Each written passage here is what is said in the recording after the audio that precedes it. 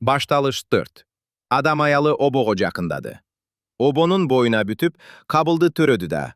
Jaratkan egenin jardamı menen bala taptım dedi. Anan al kabıldın inisi abıldı törödü. Abıl koyçu, alemi kabıl jer iştetken dıykan boldu.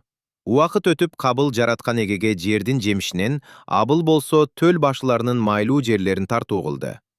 Jaratkan ege abılga jana anın tartuusuna ırazı boldu. Alemi kabılga jana anın tartuusuna ırazı bolgon jok. Буга кабыл катуу ачууланып, кабагы карыш түйүлдү.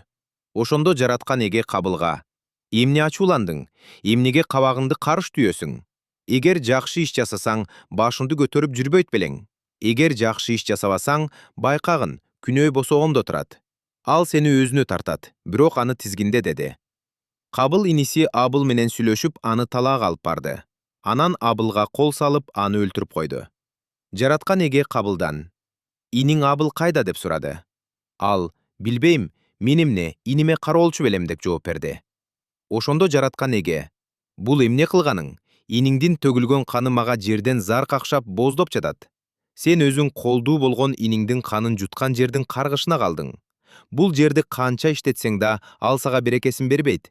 Сен жер үстүндө тентимишта кыдырмыш болом» деди. Кабыл жооп берип: «Менин жазам көтөрө алгысы оор. Бүгүн мени бул жерден кууп олтурасың. Эми сенин көзүңөн алыстап, жер үстүндө тентимиште кыдырмыш болом. Мени туш келген адам өлтүрөт го» деди. Бирок жараткан эге: «Жок, сени эч ким өлтүрбөйт. Ким сени өлтүрсө, андан 7 эсе өч алынат» деди да, кезиккендер өлтүрүп койбосун үчүн ага белги салып койду. Ошондо Кабыл жараткан эгенин көз алдынан кетип, Эдендин чырышындагы Нот деген жерге отурукташты. Кабыл аялына жакындады. Аялы кош бойлуу болуп, Энокту төрөдү. Ошол убакта Кабыл шаар куруп жаткан. Ал шаарга уулу Эноктун атын койду. Ал эми Эноктон Ират, Ираттан Махуол, Махуолдон Матушал, Матушалдан Лемек туулду.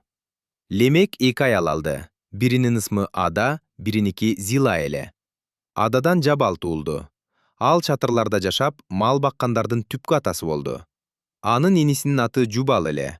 Ал кыл аспап менен үйлөмө аспапта ойногондордун түпкү атасы болду. Зиланын да Тубал Кабыл аттуу бир уулу болгон. Ал коло менен темирден ар түркүн курал жабдыктарды жасады. Тубал Кабылдын карындашынын аты Наама эле.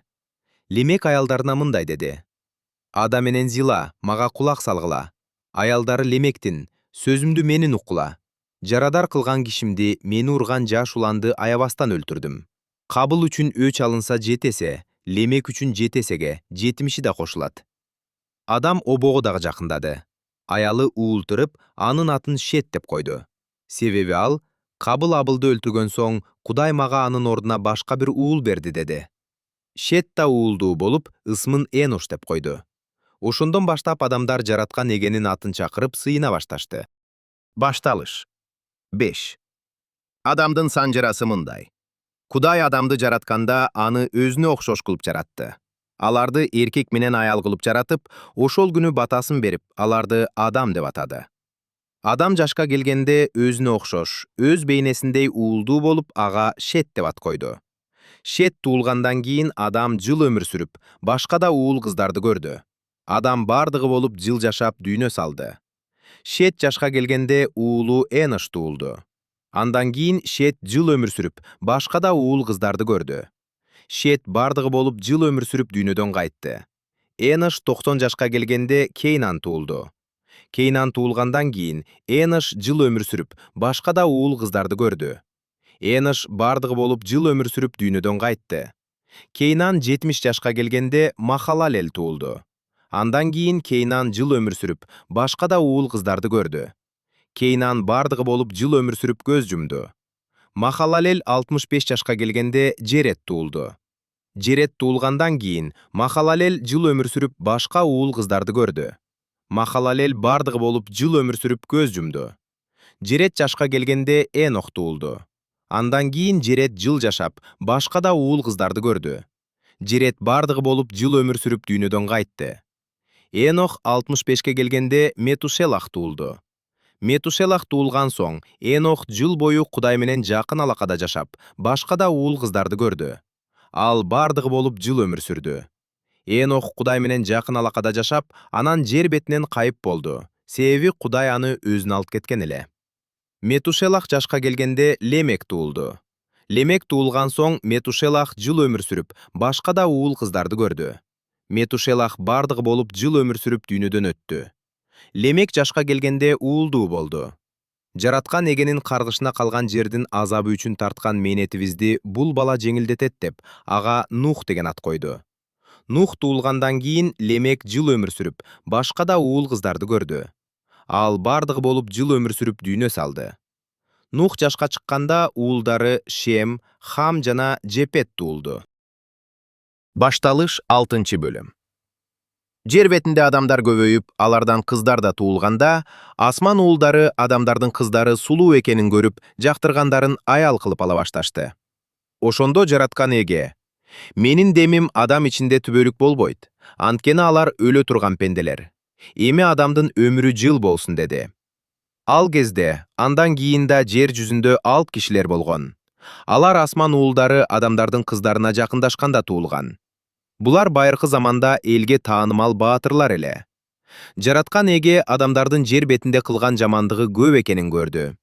Алардын болгон ою, эси дарты ар убак жамандык гана жасоо болуп калган. Ошондо жараткан Эге жер бетине адамзатты жаратканына кейип, жүрөгү сыздады. Ошол үчүн ал: «Мен өзүм жараткан адамды, аны менен кошо малды, майда жаныбарларды жана канаттууларды да жер бетинен жоготом. Себеби аларды жаратканыма кейип турам» деди. Бирок жараткан Эге Нухка ырайым кылды. Нухтун тарыхы мындай. Нух замандаштарынын арасында такыба, кынтыксыз жана Кудай менен жакын алакада жашаган адам эле. Нухтун Шем, Хам жана Жепет деген 3 уулу бар болчу. Жер жүзү Кудайдын алдында абдан бузулуп, зулумдукка толду.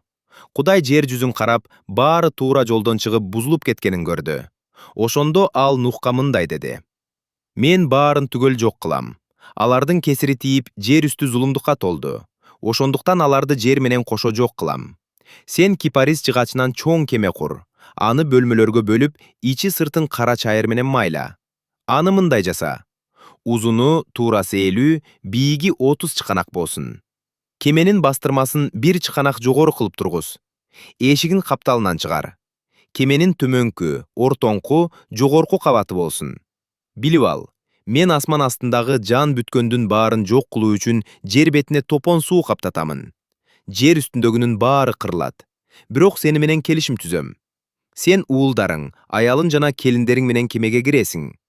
Жаныбарлардын ар бир түрүнөн жуп-жуптан, эркек менен ургаачысынан өзүң менен кошо кемеге алып киресиң. Алар сени менен бирге аман калсын. Тирүү калсын үчүн куштардын, малдын жана майда жаныбарлардын ар түрү, баары жуп-жуу менен сага келсин. Өзүмө жана аларга азык боло турган тамак аштын ар түрүнөн камдап ал». Нух Кудай буйругандын баарын так аткарды.